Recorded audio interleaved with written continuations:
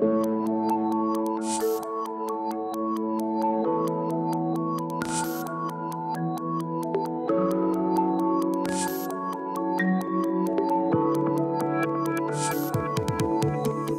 je m'appelle Raphaël Kizélé, je suis donc le directeur général de l'établissement depuis 8 ans maintenant.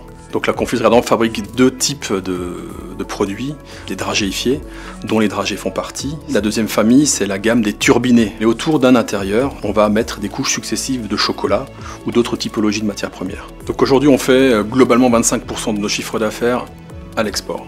Ce chiffre a quasiment doublé et demi depuis l'an passé, justement parce que tous les ans, on propose de manière récurrente des nouveautés.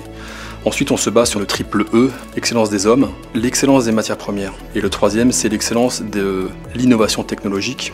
Donc le mariage de ces trois fait qu'aujourd'hui, on est présent dans 40-44 pays.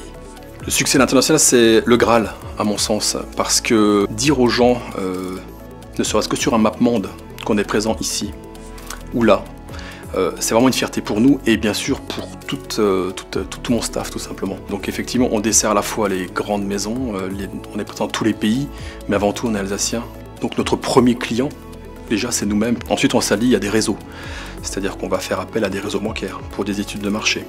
On va s'appuyer sur des salons internationaux. Avec la CCI on va partir l'année prochaine au Fancy Food Show à New York. Et la deuxième grande zone qu'on veut plutôt développé parce qu'on est déjà présent, c'est le Japon. On a également des partenaires nationaux, bien entendu, que ce soit Business France, Sopexa, donc tous les bras armés entre guillemets du commerce extérieur français. En plus de tout ça, on a également des moyens financiers qui nous sont mis à notre disposition, donc tant ce sont des aides du préfet, tant des aides de la région, des aides européennes. Il faut simplement chercher proche l'information, à savoir un confrère. On peut quand même discuter, échanger sur des bases saines, et c'est souvent avec ces petits échanges qu'on construit les plus belles histoires.